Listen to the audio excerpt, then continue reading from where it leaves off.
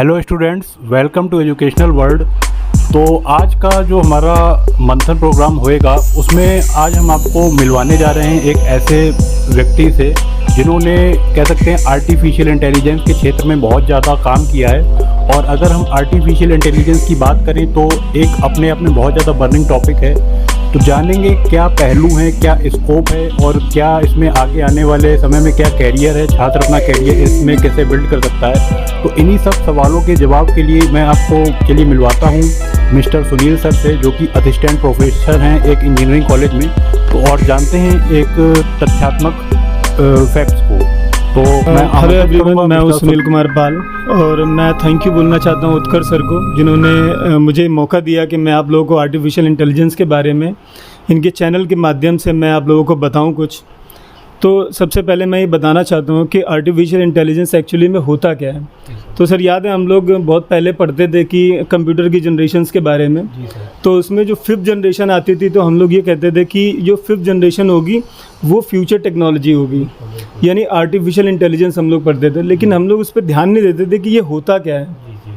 तो एक्चुअली में अब हम लोग फ्यूचर में आ चुके हैं जब हम लोग आर्टिफिशियल इंटेलिजेंस की टेक्नोलॉजी यूज़ कर रहे हैं या आने वाले समय में और भी ज़्यादा उसको यूज़ करेंगे। तो अब मैं ये भी बता दूं कि आर्टिफिशियल इंटेलिजेंस एक्चुअली में होता क्या है। तो आर्टिफिशियल इंटेलिजेंट इज़ मतलब we just want to create a machine which can think like human, behave like human and can create decisions and make new something like human। जैसे हम लोग चीज़ों को सोच सकते हैं, बना सकते हैं, नई चीज़ें अंडरस्टैंड करते हैं, हम लोग ऐसी मशीन्स बनाना चाहते हैं।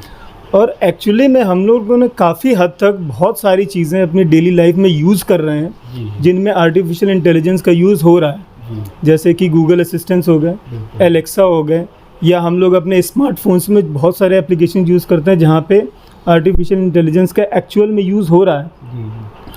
और अगर मैं ये कहूँ कि आने वाले समय में इसका फ्यूचर स्कोप क्या होगा और ये किस तरह से बच्चों के लिए हेल्पफुल होगा, तो मैं कहना चाहूँगा कि जो भी बच्चे आर्टिफिशियल इंटेलिजेंस की तरफ जाना चाहते हैं तो वो जाएं और उसको ज्वाइन करें और सीखें। क्योंकि आर्टिफिशियल इंटेलिजेंस जो है आने वाले समय में, या अभी अगर आप सीख रहे हैं और फिर जब आप फ्यूचर में कभी उसके बारे में और इन्हांस करते हैं तो ये समझिए कि आप एक नई चीज़, नई खोज करेंगे। ठीक है, क्योंकि आर्टिफिशियल इंटेलिजेंस का ही समय आ रहा है जहाँ पे हर चीज़ ऑटोमेटिक होगी, जिसमें आपको किसी एप्लीकेशन से लेकर के कोई भी नया प्रोडक्ट बनाना है तो आप ये नहीं चाहेंगे कि हम उस प्रोडक्ट को मैनुअली ऑपरेट करें। हम ये चाहते हैं कि हम अपनी जगह से बैठ करके उस पर्टिकुलर प्रोडक्ट को ऑर्डर दे सकें। तो आर्टिफिशियल इंटेलिजेंस से ही ये पॉसिबल है ना। और आर्टिफिशियल इंटेलिजेंस सीखने के लिए हमें बहुत सारी चीज़ें सीखने की कोई ज़रूरत नहीं है।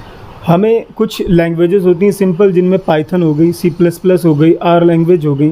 कुछ बेसिक लैंग्वेजेस होती हैं, उनमें से कोई एक लैंग्वेज आप अच्छे से पढ़ लीजिए। ठीक है, बहुत सारी चीज़ें आपको सीखने की ज़रूरत नहीं है।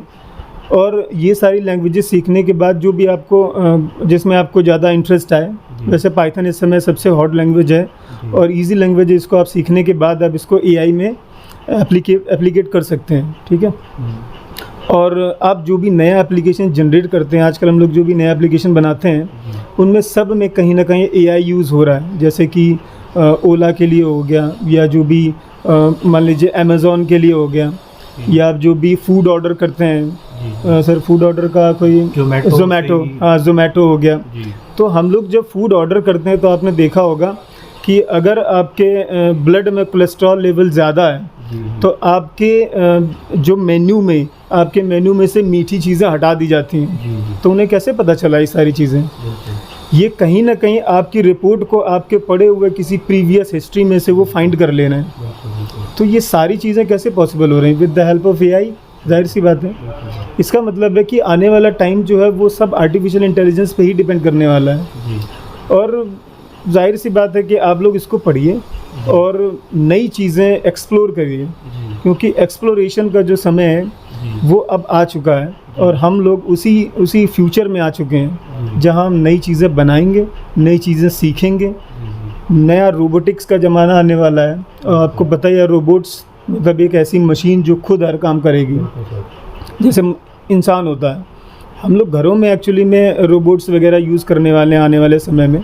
आने वाले 8-10-15 सालों में हम घरों में जैसे स्मार्टफोन खरीद के चलाते हैं, वैसे हम लोग रोबोट्स भी चलाएंगे, अपने घरों में घूमेंगे रोबोट्स। तो कौन बनाएगा? हम ही आप लोग बनाएंगे। कौन बनाएगा भाई? जब हम एआई सीखेंगे नहीं तो हम वो बनाएंगे कैसे? तो सीखो एआई। जाहिर सी बात है कि एआई के बिना कुछ होना नहीं है। तो एआई है ही वही चीज़ जिसमें सेल्फ थिंकिंग होती है। जैसे हम लोग नई चीज़ बनाते हैं ना, अभी तक हम लोग पढ़ते थे कि computer can not make new things, है ना। हम लोग यही सीखते थे कि कंप्यूटर में जो चीज़ हम लिख देते हैं वही चीज़ हमें वो बताता है, वो नया चीज़ सोच नहीं सकता। लेकिन हम एक ऐसी मशीन बनाएंगे with the help of AI कि वो नई चीज़ सोचेगा, नई चीज़ बनाएगा, है ना। तो इसी बेसिस पे हम लोगों ने यही चीज़ें हमने आपको बताई हैं कि आपको कैसे एआई हेल्पफुल हो सकती है। आई होप आप लोगों को समझ में आया होगा एआई के बारे में। और कोई प्रॉब्लम हो, कोई डाउट हो तो कमेंट करिए, और जो भी कमेंट आएंगे उसके बेसिस पे मैं आपको उसके बारे में बताऊंगा। और thank you very much Utkarsh sir for this great session. Thank you very much sir, आपका भी बहुत बहुत धन्यवाद कि आप लोगों ने हमारे श्रोतागण जो हैं उनको एक कह सकते हैं बहुत ही ट्रेंडिंग टॉपिक जो है उसके बारे में एक पूरी कंप्लीट इन्फॉर्मेशन दी।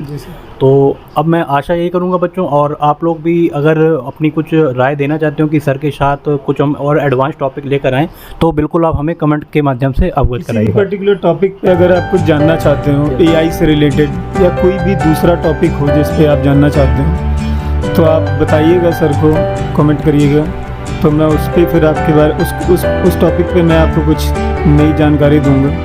कैसे आप एआई सीख सकते हो वो भी चीज़ें मैं आपको बताऊंगा अगर आप जानना चाहें तो। ठीक है, थैंक यू।